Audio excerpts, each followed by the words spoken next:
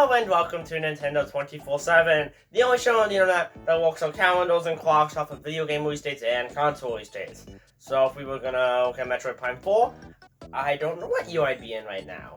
And time is a pretty good segue into what we're talking about in today's episode, which is the Nintendo Renaissance of 2017. And to understand why it was a Renaissance, we need to look back at 2016. So let's go back to 2016. 2016 was a terrible year to be a Nintendo fan. Sure, we got some good games like Pokemon Sun and Pokemon Moon, but, those were Pokemon games, they weren't full-fledged Nintendo games.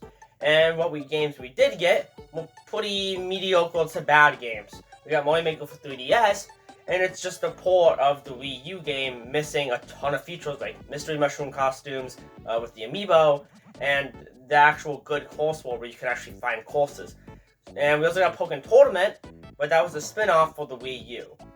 And you might be saying, but Blake, we got the NES Classic Edition. Isn't that a good thing? It is, except it's just a bunch of emulated NES games. It's not like a full-fledged Nintendo game. Well, kind of. 2016 was the Dark Ages. It was the bubonic plague, if you will, before the Renaissance of 2017. But all that changed one October morning when Nintendo said, let's announce the Nintendo Switch. And we got to see looks at a bunch of brand new games. A new 3D Mario, Zelda, Breath of the Wild, Just Dance. I mean, I was pretty excited when I saw Just Dance. We got to see, Mario Kart 8 Deluxe, but we didn't know it was Mario Kart 8 Deluxe. Skyrim, which was an interesting choice, but a choice nonetheless. And that was kind of like, wow, we're done with the Wii U. We're moving on, and this is gonna be the next age for Nintendo. And this is kind of the point when Nintendo was saying, we're gonna put the Wii U in a casket and put it away for a while. But things really ramped up when Nintendo put out a presentation for the Nintendo Switch in January of that year, where they went over all the games that they showed in the Nintendo Switch release trailer, with a bunch of other tidbits about the games and just information in general. You got to know that the Mario 3D game we saw was Mario Odyssey. We got to hear about Breath of the Wild, we got to hear about Splatoon 2.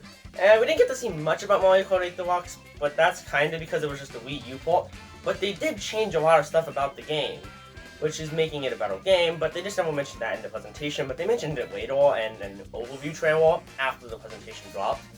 But that was Nintendo's final nail in the coffin for the Wii U. The Wii U was done, and Nintendo Switch was the end. And that was when everything changed.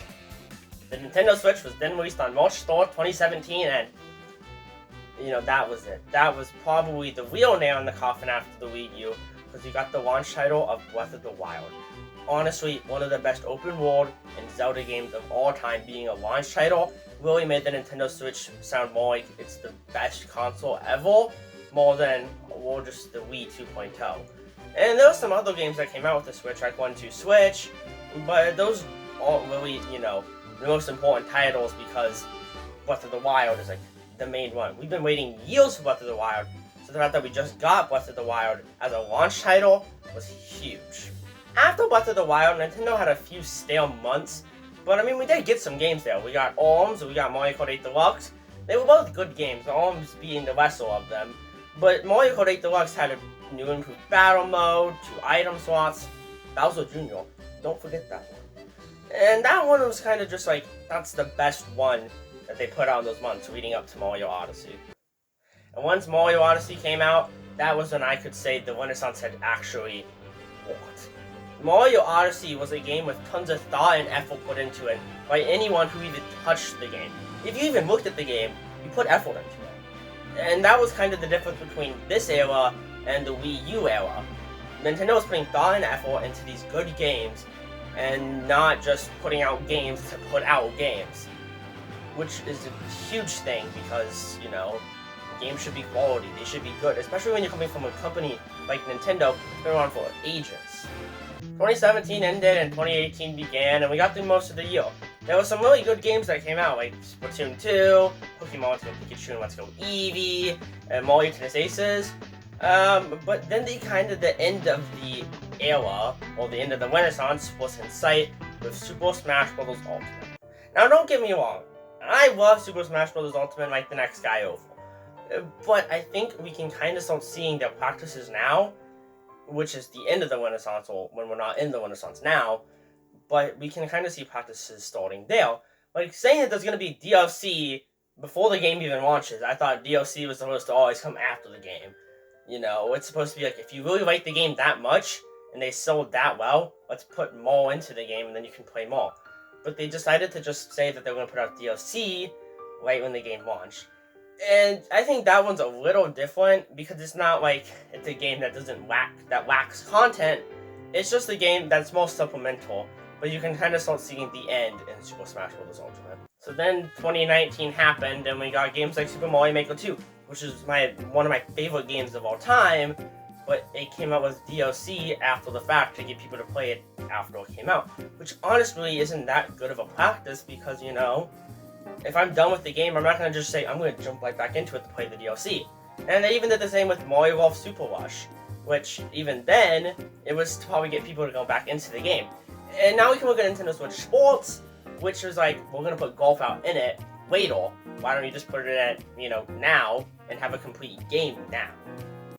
So technically, right now, we're not in a renaissance, and we're just kind of in a limbo period. Maybe things will change when Breath of the Wild 2 comes out, but I don't know. I think we need another big era with big bombastic games like Mario Odyssey and Breath of the Wild to bring Nintendo back into the era of actually putting a ton of effort into these games before they release them. You know, because I just think that right now we're kind of in a point where they're just trying to put out games so people can buy them and they can have games on shelves to make money. And sure, every company is about making money, but I feel like right now that's all Nintendo's focused on, not actually making the best games possible. So that's what I'd say was the Nintendo 2017 Renaissance. One of the periods with the best Nintendo games ever, with a very harsh decline in 2019. If you liked today's episode, make sure to subscribe and like it. If you want to see more from just Renaissances, more Nintendo Renaissances than just Renaissances in general, then make sure to comment. And if you want to see just something else in general on this channel about Nintendo, make sure to comment that too. Have a great rest of your day, and thanks for watching.